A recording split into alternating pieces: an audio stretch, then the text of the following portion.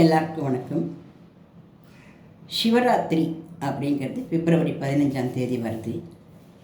சிவராத்திரி கதையை நம்ம கேட்டோம்னாக்க நமக்கு யம பயம் நீங்கும், நல்ல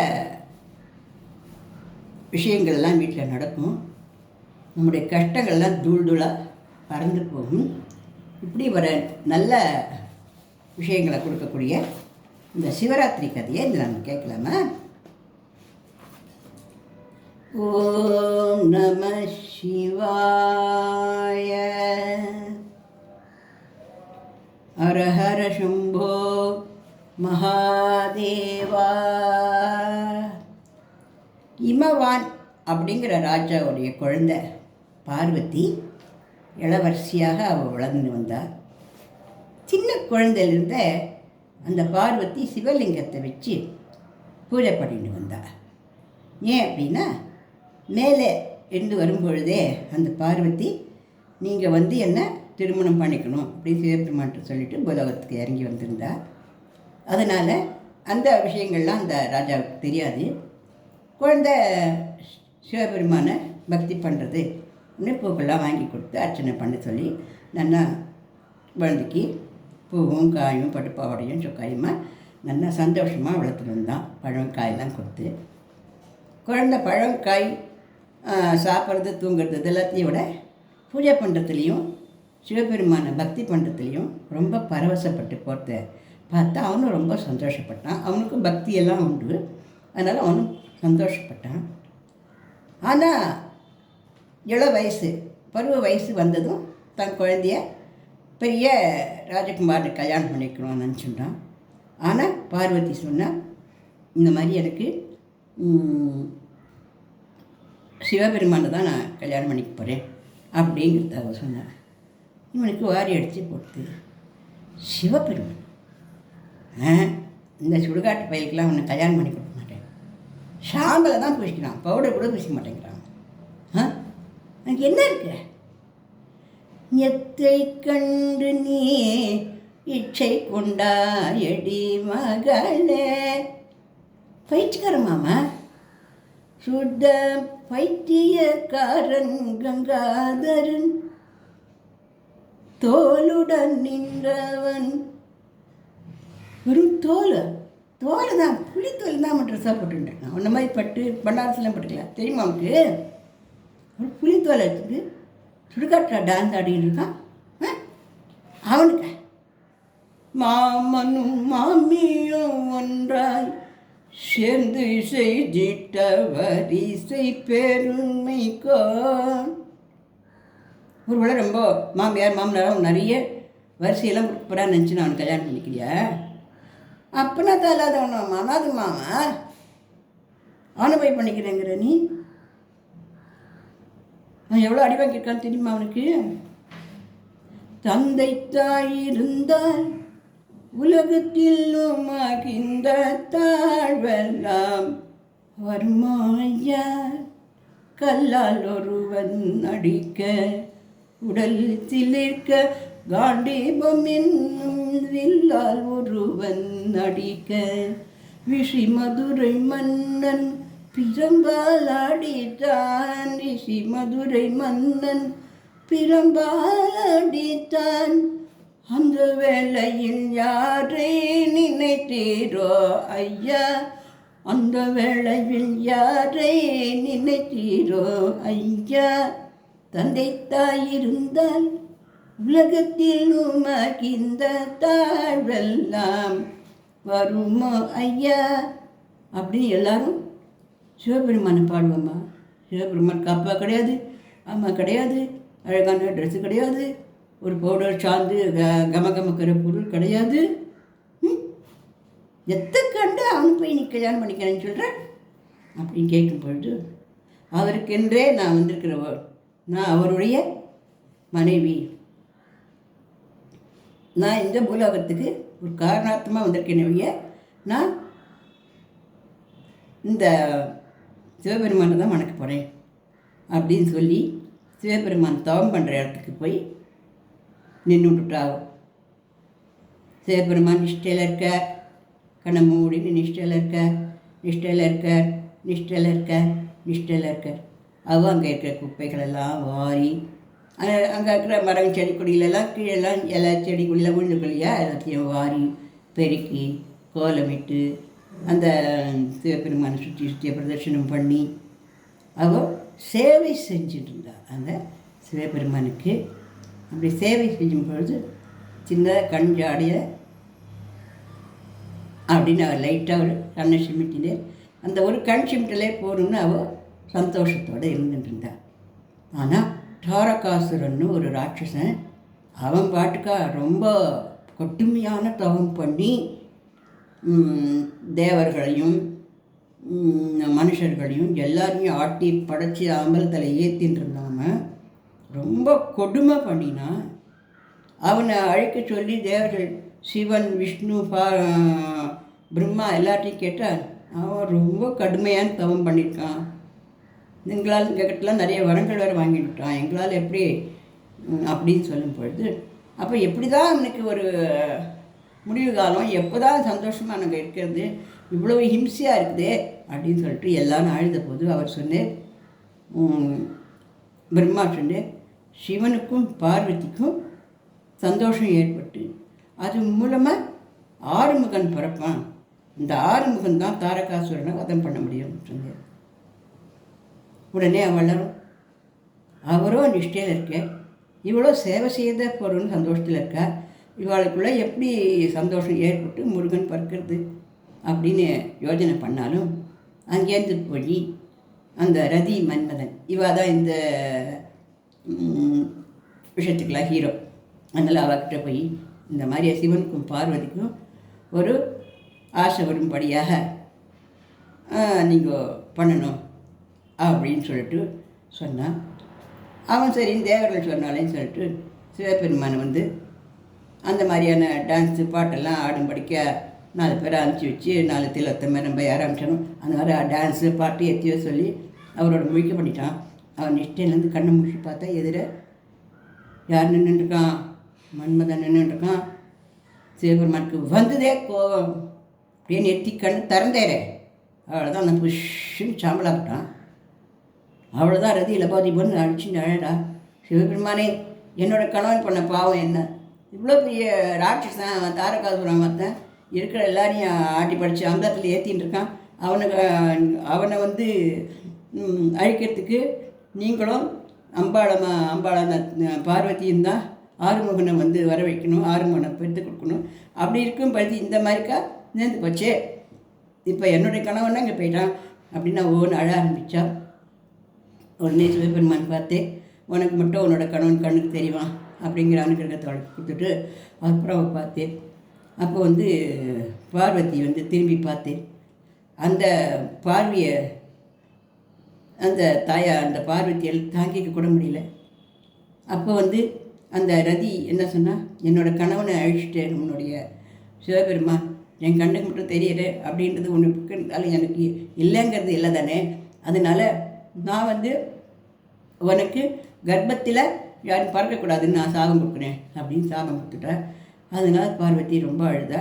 அப்போ சிவபெருமான் சொன்னேன், நீ கவலைப்படாதே, என்னுடைய நெற்றிக்கண்களில் வரக்கூடிய இந்த 6 அக்னிகளையும் நீ எடுத்துன்னு போய் கையில் எடுத்துக்கோ அப்படின்னு 6 அக்னிகளும் அவன் கையில் கொடுத்து அவளுக்கு அந்த சுடுகையை தாங்க முடியல.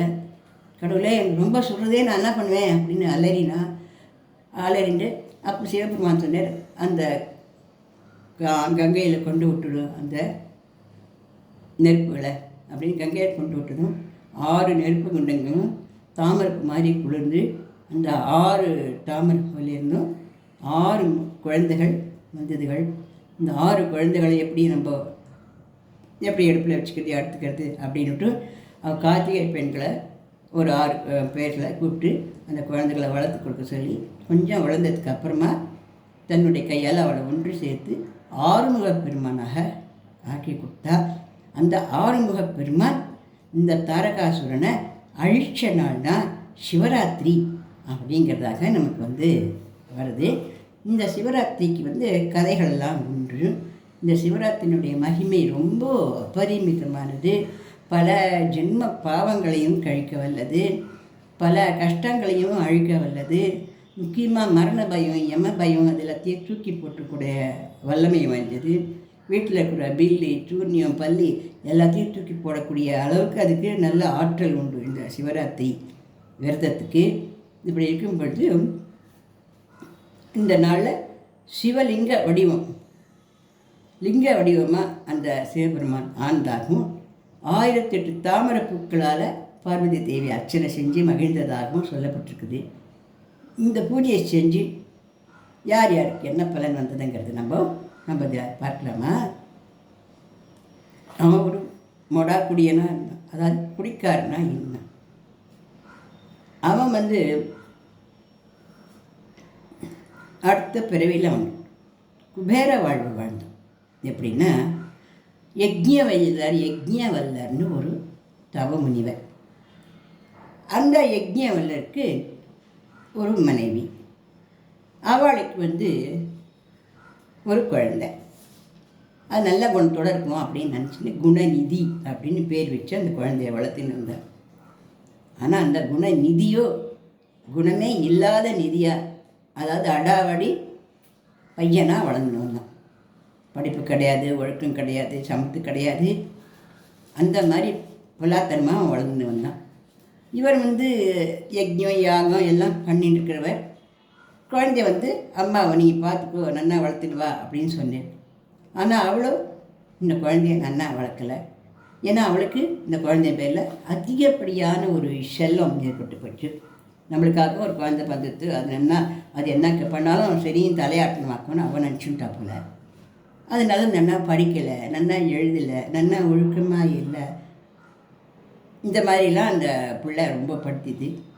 யஜ்ஞவல்லியர் தன்னுடைய யாகங்கள்லாம் முடிச்சுட்டு வீட்டுக்கு பார்த்தார். நம்ம குழந்தை எப்படி இருக்கான், ஏதா இருக்கான் அப்படின்னு கேட்கும்போது, அவன் இப்படிலாம் பண்ணுறான் அப்படின்னு சொன்னால் அவர் ஏதாவது சாபம் கொடுத்துட போறீரே, கோபமாயிட போறீரேன்னு பயந்துட்டு, அவன் ரொம்ப நன்னா படிக்கிறான், ரொம்ப நன்னா இருக்கான், நம்ம குழந்தை நன்னா குணசீலனாக வளர்ந்துன்னு வரான், குணநிதி அப்படிப்பட்டவனாக இருக்கான், இப்படிப்பட்டவனாக இருக்கான்னு புகழ்ந்து நீங்கள் அந்த யாகம் எல்லாம் பண்ணிட்டு வாங்க அப்படின்னு திருப்பி அனுப்பிச்சி விட்டுறா. அவர் திருப்பி யாகம் பண்ணுறதுக்கு போயிடு. இந்த டயத்தில் இந்த குணநிதி என்ன பண்ணுறான், இன்னும் பெரிய பையனாகி, பெரிய பையனா பெரிய பெரிய கெட்ட பழக்கம்னா வரணும் இல்லையா, குடி குடிக்கிறது, சூதாடுறது, இன்னும் என்னென்ன பண்ணுறது அதெல்லாம் இல்லையா, அந்த மாதிரியான பழக்கங்களுக்கெல்லாம் அவன் பழக்க அடிமையாகி போயிடுறான். அப்போ அந்த சூதாட்டம் விளையாடுறதுல என்ன ஒரு நிபந்தனை அப்படின்னாக்க, யார் சூதாட்டத்தில் தோற்று போகிறாளோ அவள் ஜெயிச்சவளுக்கு விலை உயர்ந்த ஏதாவது ஒரு பொருளை பரிசாக கொடுக்கணும் அப்படிங்கிறது தான். அதில் முன்னாடி தோற்று போயிட்டான். ஒரு பையன் நல்லா ஜெயிச்சுட்டான். அவனுக்கு என்னத்து நம்ம பரிசு பொருளாக கொடுக்குறதுன்னு அவனுக்கு தெரியல. அதுக்கு வீட்டுக்கு வந்தான். அப்போ அந்த யஜ்ஞமில் திருப்பியும் யாகமெல்லாம் முடிச்சுட்டு மனைவியோட சந்தோஷமாக பேசிகிட்டு இருந்தார். பேசிகிட்டு இருக்கும்போது அவர் கையில் இருந்த மோதிரத்தை கட்டி மனைவிக்கிட்ட கொடுத்து, இந்த பத்திரமாக வச்சு வை, நான் அப்புறம் கேட்கும்பொழுது எனக்கு கொடு அப்படின்னு சொல்லிட்டு போயிருந்தேன். அவன் எடுத்து அதை பத்திரமான இடத்துல வச்சுருந்தா. அவன் கேட்குறான்னு இந்த குணநிதி பார்த்துட்டு இருந்தான். ஏன்னா இந்த சூதாட்டத்தில் ஒரு விலை உயர்ந்த பொருளை கொடுத்தாதானே அவன் நம்மளை விடுவா, இல்லாட்டா அடிச்சு போட்டுருவாள். அந்த பயந்துட்டு அந்த மோதிரத்தை எடுத்துன்னு போய் அந்த பையனுக்கு கொடுத்துட்டான். இவர் என்ன பண்ணார், குழந்தையே பார்க்க விடலையே, எங்கே இருக்கான் அப்படின்னு கேட்கும்பொழுது அவள் எதையோ சமாதானம் சொல்லிட்டு இருந்தா. சரி நான் போய் குளத்தில் குளிச்சுட்டு வரேன், நீ சமையல் பண்ணி வை அப்படின்ட்டு குளத்தில் குளிக்க போச்சு. பார்த்தா யஜ்ஞவல்யர் அப்படின்னு எழுத்து கொண்ட ஒரு மோதிரத்தை ஒரு ரவுடி பையன் கையில் போட்டுன்னு போட்டு பார்த்தேன். அவன் ரவுடி உடனெலாம் அவர் தெரியாது, ஏதோ பையன் போட்டுன்னு பண்ண. இந்த மோதிரம் எப்படி இப்போ அவன் கையில் வந்ததுன்னு கேட்டேன். உங்கள் பிள்ளை தான் கொடுத்தான், என்னோடய சூதாட்டத்தில் அவன் தோற்று போயிட்டான், தோற்று போனவன் ஜெயிச்சு வாழ்க்கை ஒரு விலை உயர்ந்த ஒரு பொருளை கொடுக்கணும், அதனால தான் இது கொண்டு உங்கள் பையன் கொடுத்தான்னு சொல்கிறான். அப்போ தான் அவருக்கு ஷாக் அடித்த மாதிரி இருக்குது. அவன் எதுக்கு இதை திருடின்னு இவன்கிட்ட கொடுக்கணும் அப்படின்ட்டு அந்த கூட்டத்தை பார்க்கும்பொழுது அது ரவுடி கூட்டம், ரொம்ப பொல்லாத கூட்டம், குணங்கெட்ட கூட்டம் புரிஞ்சு போன உடனே பதட்டமாக போகிறது. வீட்டுக்கு நான் சமையல்லாம் பண்ணிட்டேன், சாப்பிடலான்னு சமையலில் வந்தவன் நீயே வீட்டை விட்டு வெளியேறு, இந்த மாதிரிக்கா தண்ணி தொலைச்சிட்டியே, அந்த குழந்தைய நன்னா வளர்க்காம இந்த மாதிரி கெட்டு குட்டி சோறாக்கி விட்டுருக்கியே, நீ எனக்கு வேண்டாம் அப்படின்னு சொல்லிட்டு தள்ளி விட்டா. வெளியில் போய் வெளியில் போயிட்டு நிற்காத, திருப்பி வீட்டுக்குள்ளே வராதுன்னு சொல்லி அடிச்சு துரத்தி விட்டார். அப்போ குணநிதி வீட்டுக்குள்ளே வாங்கிட்டான். அவன் இனியும் போடா வெளியில், குணங்கட்ட பையன் எனக்கு வேண்டாம் அப்படின்னு. இன்னொரு வாட்டி வீட்டுக்குள்ளே வந்தேன்னா பாரு அப்படின்னு பயங்கர நம்ம கோவத்தை காட்டிட்டு அவன் நடுநடுங்கி போய் ஓடி போயிட்டான்.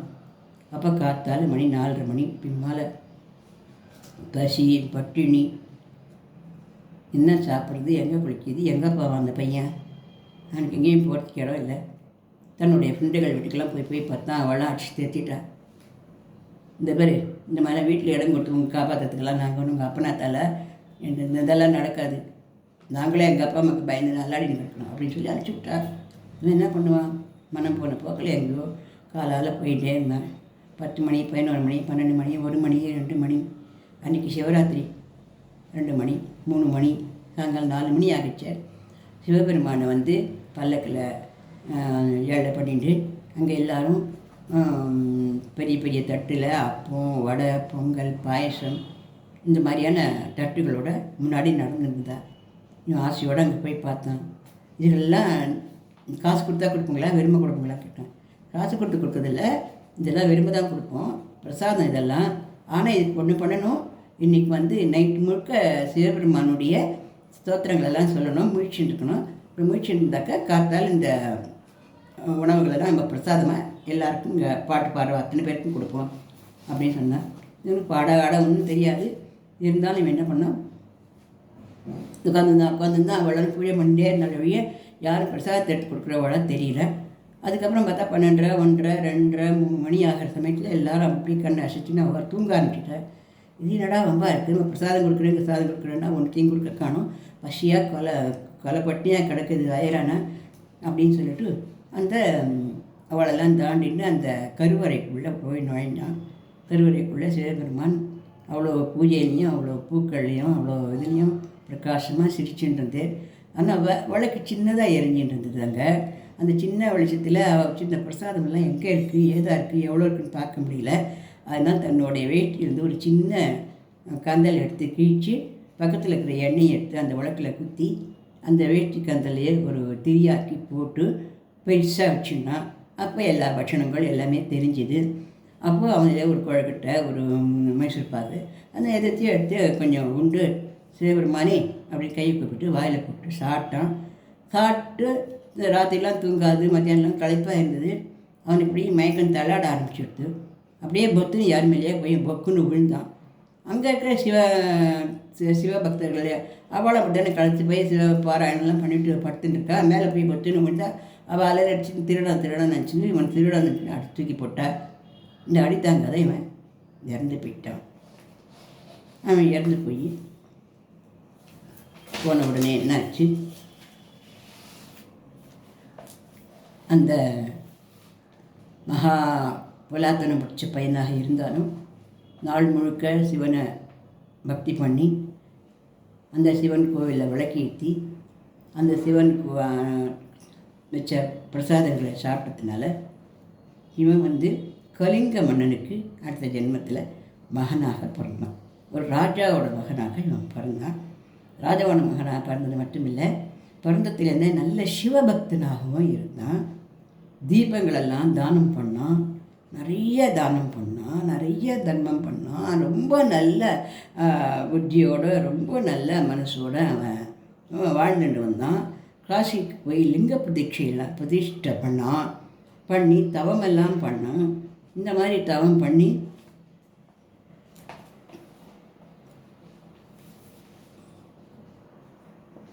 இந்த மாதிரி தவம் பண்ணதுனால உடம்பெல்லாம் இழைச்சி துரும்பாக போயிட்டான். தன்னுடைய உடம்பை பற்றியோ தன்னுடைய இதை பற்றியோ அவன் நினைக்கல. பகவானுடைய நாமங்கள் தான் நமக்கு விருந்து, அதுதான் நம்ம ஆன்மாவுக்கு பெரிய ஒரு மருந்து அப்படிங்கிறத அவன் அறிஞ்சின்றதுனால அவன் பக்தியோடு அந்த சிவலிங்கத்தை கட்டின்னு பூஜை பண்ணிகிட்டே இருந்தான். இவ்வளோ பெரிய பக்தனாக இருக்கானே அப்படின்னு சொல்லிட்டு, கண்ணா நீ பக்தி பண்ணினது சந்தோஷமாக, நீ பக்தி பண்ணு, நீ பெரிய குபேரனாக ஆயிடுவ, இந்தியிலேருந்து பெரிய குபேரனாக இருப்ப, எல்லா பக்ஷணங்களும் சாப்பிடு, எல்லா சந்தோஷங்களையும் அனுபவி, எல்லா நகை நட்டுகளையும் போட்டுக்கோ, எல்லாருக்கும் நல்லவனாயிடு, எல்லாராலையும் புகழப்படு, நீ குபேரனாக வாழ்வாய் அப்படின்னு சொல்லிட்டு அந்த சிவபெருமான் அனுக்கிரகம் பண்ணினார். அன்னிலிருந்து அவன் குபேரனாக ஆயிட்டான். பொண்ணு பொருள் நகை நட்டு அஷ்ட ஐஸ்வர்யங்கள் எல்லாம் அவனுக்கு கிடச்சிது.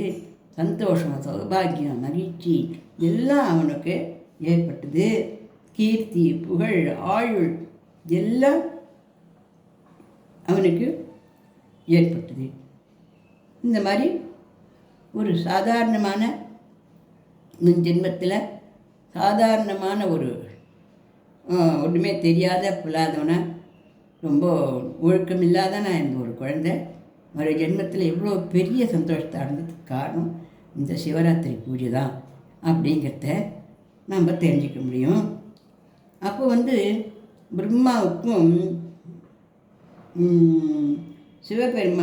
பிரம்மாவுக்கும் விஷ்ணுவுக்கும் இந்த சிவபெருமானுடைய திருமுடியும் திரு அடியும், திருமுடி தான் தலை, திரு அடினா கால்கள் பார்க்கணும், முழுசாக பார்க்கணுன்னு ஆசை வந்தது.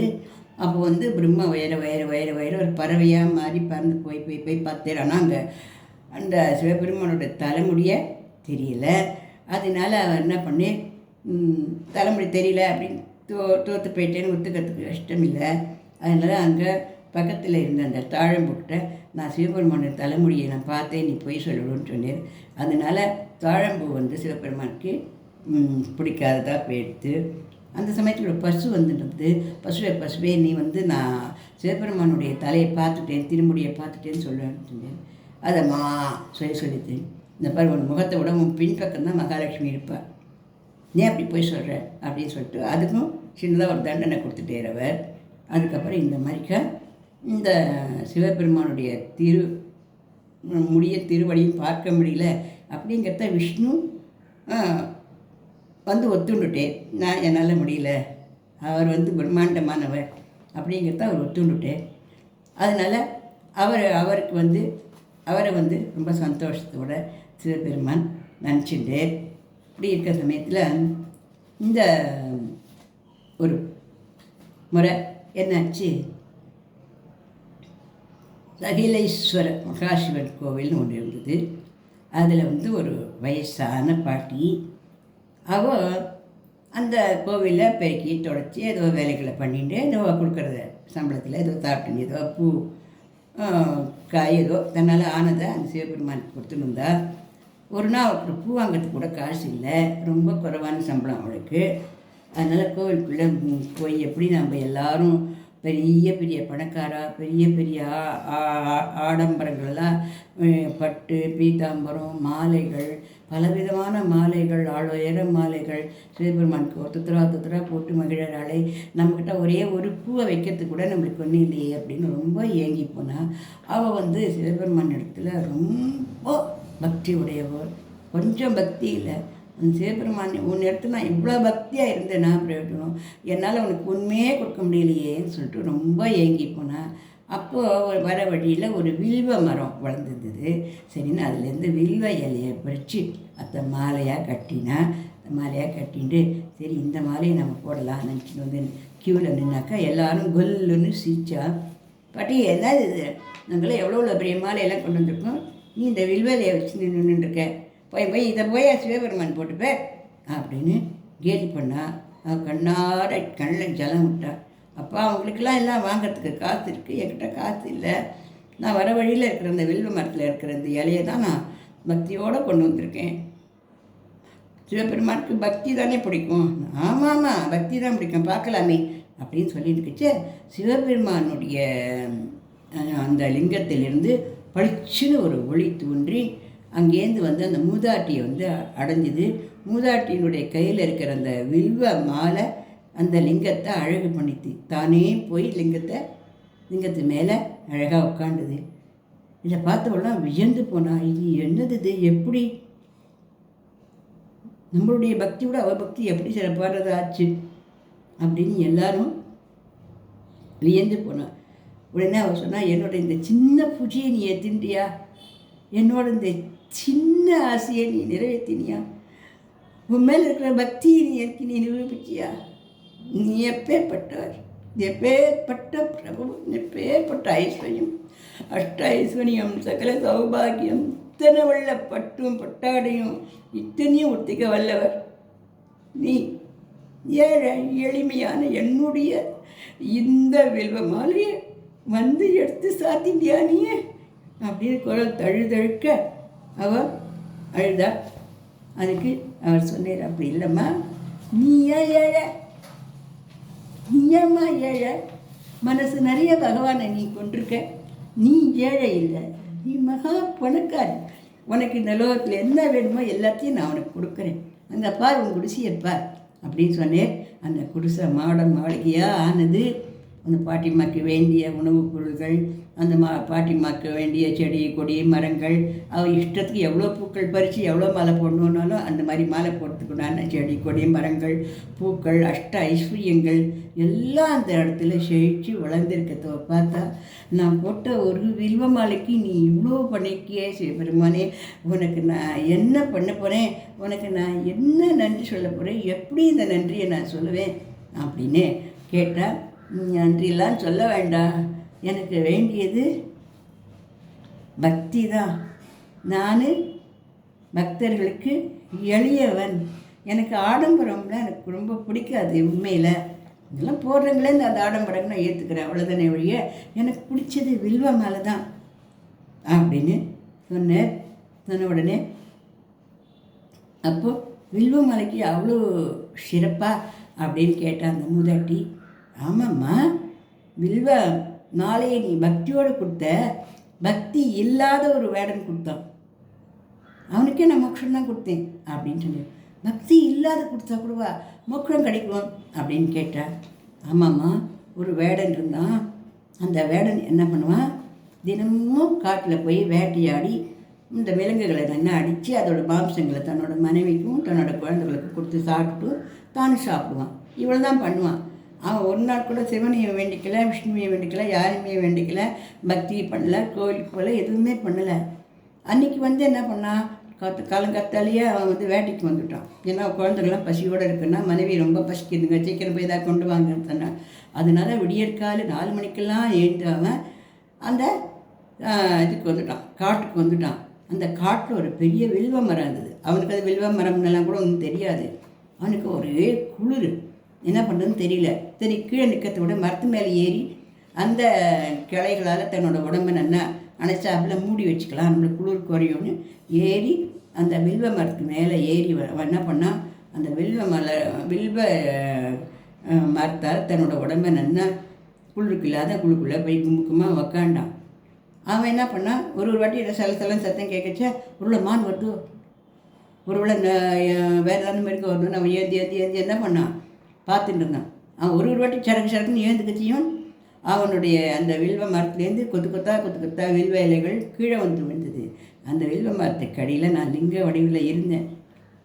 ராத்திரி முழுக்க அவனுக்கு மானு வரல, எதுவுமே வரல. ஆனால் காத்தாலேருந்து சாயங்காலம் எடுக்கணும் பட்டினி கிடந்தான். ராத்திரி முழுக்க முழிச்சுன்னு மான் வருதா ஏதாவது வந்து ஏந்தி பார்த்துட்டே இருந்தான். அதனால் காத்தாலேருந்து ராத்திரி வைக்கணும் பட்டினி கிடந்து, ராத்திரியும் கண் முழிச்சு ராத்திரி முழுக்க என்ன இந்த வில்வ இலைகளால் அவன் பூஜை பண்ணான். பூஜையெல்லாம் பண்ணலையே, அவன் பாட்டுக்கு ஏந்து தானே நின்னான். அறிஞ்சு செஞ்சாலும் அறியாமல் செஞ்சாலும் நம்ம பண்ணக்கூடிய ஒரு சின்ன செயல்களை கூட பகவான் அப்படியே நமக்காக ஏற்றிட்டு நம்மளை எப்படி காப்பாற்றலாம், எப்படி முன்னுக்கு கொண்டு வரலாம், எப்படி நம்மளுக்கு ஒரு ஆனந்த வாழ்க்கையை கொடுக்கலாம், எப்படி நம்மளை சந்தோஷத்திலே வைக்கலாம். என் குழந்தைன்னு ஒரு அம்மா எப்படி ஒடி வருவாளோ அப்படி தாயும் ஆகி நின்ற பெருமான் இந்த சிவபெருமான். அதனால் இந்த சிவபெருமானுடைய கதையை கேட்குறது சிவராத்திரியில் ரொம்ப நல்லது. அதனால் இந்த சிவராத்திரி கதையை நம்ம எல்லோரும் கேட்போம், ரொம்ப சந்தோஷமும் படுவோம். இந்த சிவராத்திரி கதையை கேட்குறவளுக்கு எல்லாவித நன்மைகளும் உண்டாகும். சிவராத்திரி அன்று நம்ம விரதம் இருந்து கண் விழித்து சிவபெருமான வில்வ இலைகளால் நம்ம அர்ச்சனை பண்ணி வில்வ மாலைகள் மலர் மாலைகள் எல்லாம் சூட்டி மகிழலாம்.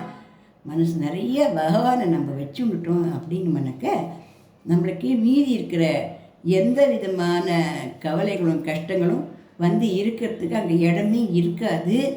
அந்த அளவுக்கு பகவான் நம்மளை பத்திரமாக பாதுகாப்பாக அம்மா குழந்தைய அணைச்சி வச்சுக்கிற மாதிரி வச்சுப்பார் அப்படிங்கிறது உறுதியிலையும் உறுதி. இந்த கதை கேட்குறவளுக்கு யம பயம் இருக்காது. இந்த கதையை கேட்குறவளுக்கு மரணம் அண்டாது.